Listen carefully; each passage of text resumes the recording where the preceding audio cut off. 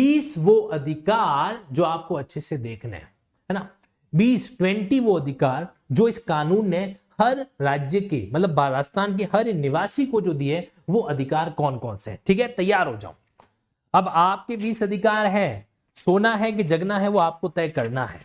ठीक है, देखिए 20 अधिकार के अंदर पहला जो आपका अधिकार है कि भाई आपको जानकारी प्राप्त करने का अधिकार है। आपको क्या बीमारी है, उस बीमारी का क्या स्टेटस है, डायग्नोसिस की रिपोर्ट क्या आ रखी है ना। तो आप अपनी बीमारी के बारे में पूरी जानकारी ले सकते हो। यह है पहला अधिकार। ये है पहला अधिकार कि you have the right in this regard. और मुझे नहीं लगता कि इस बात को लेकर डॉक्टर्स को किसी तरीके से कोई प्रॉब्लम है जो होगी कि भाई आप किसी भी इंसान को अपनी बीमारी की जानकारी लेने का अधिकार है। तो पहला जो अधिकार है वो है information about the nature, cause of illness, propose वगैरह। ठीक है, ये है पहला अधिकार। देखो अब आप लोगों को कमेंट बॉक्स में यह बताना है कि इन अधिकारों में से ऐसी कौन सी चीज है जहां पर कहीं भी प्राइवेट हॉस्पिटल को हो सकता है आपत्ति हो। आप समझना इस बात को। ठीक है, देखिए यहां पर क्या हो रहा है कि इंफॉर्मेशन, जो भी भाई बीमारी की जानकारी है, जानकारी प्राप्त करना कोई बड़ी बात नहीं है। और जनरली देखो, गलत बात तो नहीं कहेंगे, लेकिन कहेंगे प्राइवेट हॉस्पिटल अच्छे वाले भी होते हैं जो क्या करते हैं, जानकारी उपलब्ध करवा भी देते हैं। अब 100 में से अगर 10 कुछ ऐसे हॉस्पिटल हो जो बदमाशी कर रहे हैं, तो सारे के सारे प्राइवेट हॉस्पिटल को हम बदमाश नहीं कह सकते। Be practical in life. ठीक है, आगे बढ़ते हैं। हाँ, लेकिन ये बात भी है कि देखो हर जिंदगी, हर चीज की कॉस्ट होती है, पैसा भी लगता है अपने आप में, और वो पैसा वसूल भी होता है वहां पे। नाउ तो पहला अधिकार जानकारी का, ठीक है, कोई प्रॉब्लम नहीं है। दूसरा अधिकार है, अब देखो यहां पे गड़बड़ हो रही है, यहां पे गड़बड़ हो रही है यार। आज एक बच्चे जो कोई डॉक्टर वॉक्टर की पढ़ाई करने, मैं देखो आपको दोनों पक्ष को ऑब्जर्व करने के लिए कह रहा हूं। अगर आप एक तरफा मेरे लेक्चर को अटेंड कर रहे हो तो आप लोग पक्षपाती हो। दोनों चीजों को, ऑडी अल्ट्रम पार्टम। अब डॉक्टर के रवैये को भी देखना। भाई हम लोग वकालत करें, सपोज करो वकालत ने पैसा वैसा खर्च कर दिया, उसके बाद बोलेंगे भाई तुमको फ्री में वकालत करनी है, करेंगे? शायद नहीं करेंगे, विरोध करेंगे इस बात का। लेकिन डॉक्टर के और वकील के पेशों को आप डायरेक्टली कंपेयर भी नहीं कर सकते। ध्यान रखना, फिर से वही बात है, डायरेक्टली कंपैरिजन नहीं हो सकता। क्यों नहीं हो सकता? क्योंकि वकील को वकालत करने के लिए कंसेशन रेट पे जमीन सरकार नहीं देती है। वकील को वकालत करने के लिए सस्ती दरों पे जमीन सरकार नहीं देती है, हॉस्पिटल को देती है। तो दोनों का क्राइटेरिया अलग अलग है। इसलिए अगर आप ये कंपैरिजन कर रहे हो कि भाई वकील और डॉक्टर एक जैसे हैं, वकीलों को भी पैसा चाहिए, डॉक्टर्स को भी पैसा चाहिए, तो ये गलत बात है। ऐसा नहीं है, पूरा समझो, अटेंशन। नाउ तो अब क्या है ओपीडी। देखो भाई ओपीडी क्या होती है? आउट पेशेंट डिपार्टमेंट और इंडोर पेशेंट डिपार्टमेंट। तो अंदर उसका ट्रीटमेंट करना आईपीडी वगैरह और ओपीडी। तो यहां पे इन्होंने वर्ड लिख दिया फ्री, फ्री ओपीडी और फ्री आईपीडी सर्विसेज। तो अब यहां पर इस बात को लेकर सीधी सी बात है, रोष होता है कि जो आउट पेशेंट्स डिपार्टमेंट और इन पेशेंट्स डिपार्टमेंट है, OPD IPD service, consultation, drugs, diagnostic, emergency transport, procedure, emergency care वगैरह। तो ये जब चीजें क्या है, and by all the public health institution. क्या लिखा है? All public health institution. अब ऑल के अंदर गवर्नमेंट भी आ रहा है, प्राइवेट भी आ रहा है। गवर्नमेंट तो वैसे इस तरीके से बात को नोट कर रहे थे। तो अब यहां पर क्या रहा है, ऑल पब्लिक हेल्थ इंस्टीट्यूशन जितने भी हैं according to their level of health care as may be prescribe. तो वो क्या करेंगे? फ्री सर्विस देंगे। तो ये जो वर्ड आ रखा है ये है ऑब्जेक्शन का एक पॉइंट। देखो कई बार क्या होता है कि लोगों के सामने अपनी बात रखने के लिए हो सकता है हम दूसरे तरीके से बात करें, बट इंटरनल फैक्टर जो प्रैक्टिकल है वो है ना। फ्री में तो कैसे काम करेंगे, फ्री में तो कैसे इस तरीके से काम है जो ओपीडी आईपीडी है जो हो पाएगी। ये एक तरीके से विरोध का एक कारण हो सकता है। देखो मैं सिर्फ इतना ही कहूंगा हो सकता है, क्योंकि अभी तक लिखित में कारणों की सूची जो है वो जो भी विरोध चल रहा है उसके बारे में आई नहीं है बाहर कुछ। ठीक है, तो हो सकता है एक रीजन अपने आप में ये हो सकता है। ठीक है, नाउ अब दूसरा पॉइंट देखिए। तो ये कारण कि भाई फ्री सर्विसेज तो कैसे प्रोवाइड करें कहीं ना कहीं। दूसरा पॉइंट यहां पर टू हैव इमरजेंसी ट्रीटमेंट। अभी इमरजेंसी ट्रीटमेंट क्या होता है अब समझना इस बारे में। मैं आपको एक चीज दिखाता हूं। जजंत्रम ममंत्रम कहां पर है? मैं एक चीज लेकर आ रहा हूं। आजा आजा आजा, कहां पर है? Yes yes yes yes, desktop नहीं, ये नहीं, ये मैं आपको बाद में दिखाऊंगा। उसके पहले आपको ये समझना पड़ेगा राइट टू हेल्थ इंग्लिश।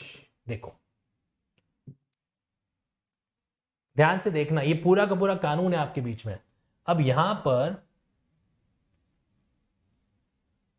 ये भी है ना एकदम लाडे की बुआ है, मानते नहीं है, ऊपर नहीं जाएंगे, चुपचाप मैं लेके आता हूं। अब देखो यहां से समझना, यहां से आपका डेफिनेशन क्लॉज स्टार्ट हो रहा है, ठीक है, यहां से आपका डेफिनेशन क्लॉज स्टार्ट हो रहा है। एक्सीडेंटल इमरजेंसी किसको बोलते हैं कि भाई किसी कारण से कोई अनएक्सपेक्टेड अनइंटेंशनल ऐसी कोई घटना हो गई है ना, जिसमें डेथ का रिस्क है, इंजरी का रिस्क है, तो एक वो वाला पॉइंट आपके बीच में यहां पर आ रहा है। इसके अलावा इन्होंने देखो कुछ शब्दों को तो बहुत अच्छे से समझाया। कोरोना के बाद में मुझे ऐसा लग रहा है कि पूरे भारत में जितने भी राज्य हैं उनमें राजस्थान पहला राज्य है जिन्होंने इस तरीके की चीजों को समझाने का काम है जो कर रखा है। तो एक्सीडेंटल इमरजेंसी, अभी तक हम लोग तो इमरजेंसी में वही संविधान की इमरजेंसी समझते आए थे। बायोटेररिज्म का मतलब क्या हो गया कि कोई ऐसा कोई वायरस आ जाए, कोई महामारी इंफेक्शियस सब्सटेंस वगैरह आ जाए, तो उसको बोला है बायोटेररिज्म, ठीक है। इसके अलावा इन्होंने word clinical establishment, designated health, ये देखो ये इमरजेंसी, इसी के बारे में लिखा था। इमरजेंसी मींस एक्सीडेंटल इमरजेंसी, या ऐसी इमरजेंसी सांप के काटने से, किसी जानवर के काटने से, या अदर इमरजेंसी को स्टेट हेल्थ अथॉरिटी क्या करे, प्रोवाइड है, जो करे। ठीक, अब वापस आ जाओ इसके अंदर मेन मुद्दे पर। अब देखो तो यहां पर क्या है कि इमरजेंसी ट्रीटमेंट आपको देना पड़ेगा, care for under an emergent accidental emergency वगैरह वगैरह, स्नैक बाइट, एनिमल बाइट वगैरह वगैरह। तो अब ये देखो यहां पे क्या लिखा, without payment, without pre payment of the requisite फी और चार्जेस। मतलब आप जो है पहले, वो मुन्ना भाई एमबीबीएस मूवी नहीं आती थी क्या, पहले फॉर्मेलिटी करो, पैसा जमा कराओ, तो पहले प्री पेमेंट किए बिना आप इनका इमरजेंसी क्या करोगे, ट्रीटमेंट है जो करोगे। ठीक है, अब समझिए यहां पर क्या आ रहा है। तो ये एक तीसरा अधिकार कि भाई इमरजेंसी के केस में बिना प्री पेमेंट किए उनका इलाज शुरू किया जाए। ठीक, यहां पर भी डॉक्टर साहब को ऑब्जेक्शन है जो हो सकता है। तीसरा पॉइंट, अगला पॉइंट चौथा, देखिए आप नोट तो कर रहे हो ना, नोट करते रहना, ठीक है। After proper emergency care, stabilisation and transfer of the patient, अगर पेशेंट रिक्विजिट अमाउंट पे नहीं करता है, if patient does not pay the requisite charges, health care provider, अब ये क्या है हेल्थ केयर प्रोवाइडर, आपको पता है इस पूरे कानून में इन्होंने बार बार ऐसे नहीं बोला कि डॉक्टर ये नहीं करेगा तो डॉक्टर ये नहीं करेगा तो वो नहीं, इन्होंने शब्द इस्तेमाल किया है हेल्थ केयर प्रोवाइडर। ये नोट करना, हेल्थ केयर प्रोवाइडर, ये इनके लिए एक नया डिग्निटीफुल वर्ड जो है वो हमें यहां पर दिखाई दे रहा है। अब ये क्या होता है जरा समझो। अब देखो इसी के अंदर आपके सामने हेल्थ केयर वाला पॉइंट है जो आ जाएगा, emergency care, epidemic, first aid, ऊपर आ जाओ, फर्स्ट एड के बाद गवर्नमेंट, यहां पर हमें इस बात को, ये हेल्थ केयर आ गया। अब हेल्थ केयर के बाद हेल्थ केयर एस्टैब्लिशमेंट, एंड ये रहा हेल्थ केयर प्रोवाइडर, दिखाई दे रहा है आपको, हेल्थ केयर प्रोवाइडर। ये जो शब्द है इसका मतलब मेडिकल डॉक्टर, नर्स, कोई भी पैरामेडिकल प्रोफेशनल, सोशल वर्कर भी अगर इससे सर्विसेज कर रहा है, या अदर अप्रोप्रिएटली ट्रेन्ड और क्वालिफाइड पर्सन जिसके पास लाइसेंस वगैरह हो, इसके लिए इन्होंने नाम दे दिया हेल्थ केयर प्रोवाइडर। तो इस कानून में जहां कहीं पर भी हेल्थ केयर प्रोवाइडर लिखा हुआ है या सर्विस प्रोवाइडर लिखा हुआ है तो उसका मतलब होगा डॉक्टर साहब। तो यहां पर क्या लिखा हुआ है कि अगर वो इस तरीके से मान लो पेशेंट पैसा पे नहीं करता है, तो वो जो हेल्थ केयर प्रोवाइडर है यानी कि जो डॉक्टर है या हॉस्पिटल वगैरह है, shall be entitled to receive the requisite fee and charges और proper reimbursement from the state government. अब ये बात सोचने वाली है कि भाई अगर तुमको मरीज पैसा नहीं देगा तो तुमको पैसा देगी राज्य सरकार। अब सवाल आता है कि आपत्ति क्या है इसके अंदर, दिक्कत क्या है, भाई पैसा तो तुम्हारे पास आ रहा है ना, पेशेंट नहीं दे रहा है तो क्या हो गया, तुमको सरकार दे देगी पैसा, है ना। तो अब बात आती है, तो आपत्ति इस बात की कि देखो क्या होती है, सरकार है ना कूट कटा के पैसे देती है, ये भी पॉइंट है। उनका भी कहना अपनी जगह पर, एक जगह पर वैलिड बनता है कि भाई हम लोग 100 रुपए का बिल रेज करते हैं, वहां पर पता सामने से पैसा आता है 40 रुपए, 50 रुपए, तो ऐसे केस में हॉस्पिटल दोहरी मार। अच्छा दूसरी बार पैसा आता है 2 महीने बाद, 3 महीने बाद, कई बार वो लोग कहते हैं बजट नहीं है इसलिए पैसा फंड अभी आएगा नहीं। तो ऐसे केस में अब प्राइवेट हॉस्पिटल की तो जो हालत है कि पग घुंघरू बांध मीरा नाची, वैसा हो रहा है मामला। अब नाचे तो प्रॉब्लम, नहीं नाचे तो प्रॉब्लम। समझो, मैं थोड़ा इसको रिलैक्स मूड में बता रहा हूं, आप भी इसको रिलैक्स मूड में समझना, क्योंकि इंसान समझता तब है जब वो रिलैक्स होता है ना, टेंशन में तो नहीं समझ पाओगे। तो ये बात आ रखी है। तो इन्होंने क्या कह रखा है कि भाई आपको इस तरीके से फ्री, बिना किसी पूर्व भुगतान के इलाज शुरू करना है, और पेशेंट अगर इलाज के बाद पैसा पे नहीं करे तो आप सरकार आपको पैसा है जो देगी, जो भी प्रेस्क्राइब तरीका होगा जिसके लिए रूल्स बनाए जाएंगे। ठीक है, अब देखो अगला अधिकार कौन सा, इन्होंने मेडिको लीगल केस को भी एक्सप्लेन कर रखा है। खैर वो तो आप सभी लोग जानते हो, एमएलसी केसेस, जहां पर कोई भी सिविल, क्रिमिनल या कोर्ट का मैटर हो सकता है उसको एमएलसी केस है जो बोलते हैं। ठीक है। अरे देती है, राज्य सरकार देती है, लेकिन राज्य सरकार जो है कई कांस्टेंट होता है, बजट का कांस्टेंट होता है ना। 100 रुपए तो बोले जांच करेगी भाई 100 रुपए के वाकई बिल थे कि नहीं है, बिना जांच के बिल ऐसे पास करने लग गए तो आधा बजट तो सीधा ऐसे कैसे चला जाएगा। एक कुछ योजना का नाम मैं रिकॉल नहीं कर पा रहा हूँ, कौन सी योजना थी वो, जिसके तहत जो है इलाज कराने के बाद में सरकार जो है वापस पैसे का रिफंड करती थी। कमेंट बॉक्स में बताओ यार कौन सी योजना थी वो। In case of resident to have the right to avail free health care services from any clinical establishment. अब यहाँ क्या लिखा हुआ कि अगर आप रेजिडेंट हो तो आपके पास राइट है कि आप फ्री हेल्थ केयर सर्विसेज ले सकते हो। अब फिर से वही प्रॉब्लम है, यहां पर भी फ्री वर्ड, तो इन्होंने क्या कर रखा है, एक तरीके से राइट टू हेल्थ को फ्री राइट टू हेल्थ के नाम से है जो तरीके से दे रखा है। हाँ Chiranjeevi, thank you so much. Chiranjeevi ऐसी करके योजना दी, तो जहां पे क्या इलाज कराता था, इलाज कराने के बाद सरकार से पैसा हॉस्पिटल वाले डायरेक्ट लेते थे। तो आप कहीं पर भी जाते हो ना, ये हकीकत है। देखो अब जो बात कहने जा रहा हूं ना, हो सकता है प्राइवेट हॉस्पिटल को थोड़ी कड़वी लगेगी, बट ये सच्चाई है। अब प्राइवेट हॉस्पिटल जाके बोलते हो भाई आपका चिरंजीवी कार्ड बना हुआ है या भामाशाह के कार्ड बना हुआ है, तो वो आपको एकदम ऐसे देखेंगे, फिल्टर करेंगे, भामाशाह चिरंजीवी है, अच्छा, ऊपर नीचे आपको स्कैनिंग करेंगे और कोशिश करेंगे मना करने की कि भाई, क्योंकि वो झमेले में पढ़ना नहीं चाहते। ये भी एक रीजन रहता है, ये भी एक क्यों रीजन रहता है, क्योंकि वो लोग भुगत भोगी है, वो लोग क्या सरकार से पैसा मांगते, सरकार वापस पैसा टाइम पे देती नहीं है। तो दोनों अपनी जगह पर सही है, पेशेंट भी अपनी जगह पर सही है, वो मेडिकल वाला भी अपनी जगह पर सही है। आगे देखते हैं आप, तो free health care services provide करना, ये भी एक कारण हो सकता है, ठीक है। लेकिन इन्होंने लिखा है कि नियमों के तहत, अभी तक देखो नियम बने नहीं है। फिर उसके बाद में to have access to patient record, इसमें भी कोई प्रॉब्लम नहीं है कि भाई जो पेशेंट के रिकॉर्ड है वो बताया जाए। एक मूवी आई थी आपके अक्षय कुमार की गब्बर सिंह करके के नाम से, है ना, तो उसमें क्या है, वो ऐसा ही कुछ सीन आता है कि पेशेंट को प्राइवेट हॉस्पिटल में लेके आ जाते हैं, वो पेशेंट ऑलरेडी वहां पे डेड हो चुका होता है, फिर भी वो लोग 10 मिनट 15 मिनट 20 मिनट आधे घंटे तक गेम खेलते हैं। उनके परिवार वालों को ये रियलाइज कराता है कि वो हम लोग कोशिश कर रहे हैं इनको बचाने वगैरह की, तुम लोग और पैसा लेके आओ वगैरह वगैरह।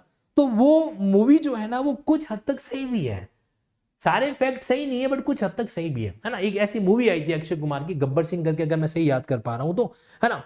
तो अब पेशेंट का जो रिकॉर्ड है वो उनको प्रोवाइड है जो किया जाए, तो ये आपका 5वां अधिकार, ठीक है। 6वां नंबर अधिकार, to name the professional status job chart of the person who is providing health care.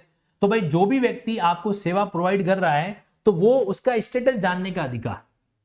Doctor साहब आपने क्या पढ़ाई कर रखी है, कहां से कर रखी है, इतना नहीं, मतलब जैसे पुलिस वाले का नेम प्लेट वगैरह नहीं होता है कहीं की, वैसे के वैसे उसका भी जो है, और डॉक्टर का हॉस्पिटल का भी एक मामला इस तरीके से हो, ठीक है। नाउ तो प्रोफेशनल स्टेटस, ये वाला सीन अपने आप में आ जाता है कि भाई प्रोफेशनल स्टेटस बताओ डॉक्टर साहब का, ये 6वां अधिकार, मतलब ये पेशेंट के अधिकार बता रहा हूं जो इस कानून के अंदर है। 7वां, inform consent prior to specific test, मतलब कोई भी टेस्ट करने से पहले पेशेंट की कंसेंट ली जाए। जनरली लेते भी हैं, तो ये इन्होंने एक और अधिकार दे दिया, है ना। कितने अधिकार हो गए थे, 6, और ये 7वां अधिकार। 8वां अधिकार क्या है, the confidentiality, human dignity and privacy during the treatment. भाई पेशेंट का जब भी आप ट्रीटमेंट कर रहे हो तो उसका पूरा कॉन्फिडेंशियलिटी का मामला रखो, पूरा कॉन्फिडेंशियलिटी का मामला है जो रखो, ठीक, वो भी जरूरी है, गोपनीयता बना के रखना, तो गोपनीयता का एक अधिकार। उसके बाद में टू द प्रेजेंस ऑफ, अगर किसी फीमेल का एग्जामिनेशन करने वाला कौन है, कोई मेल प्रैक्टिशनर है, तो वहां पर एक फीमेल पर्सन होनी चाहिए। ये खैर ये नॉर्मल कानून के अंदर भी आता है, ठीक है। फीमेल का अगर कोई मेल डॉक्टर इलाज कर दे तो, साथ ही साथ में अल्टरनेटिव ट्रीटमेंट का उनको अधिकार है। भाई या तो आपके हॉस्पिटल से इलाज करवाए या कहीं और से भी करवाए, उनको ये अधिकार अपने आप में होगा, अल्टरनेटिव ट्रीटमेंट। फिर क्या लिखा हुआ है, without treatment without any discrimination based upon illness condition. ऐसा नहीं कोई HIV का पेशेंट आ गया तो हम HIV के पेशेंट को नहीं देखते, कोई रिलीजन रेस कास्ट वगैरह किसी तरह का कोई भी पक्षपात आप नहीं करोगे, ठीक है।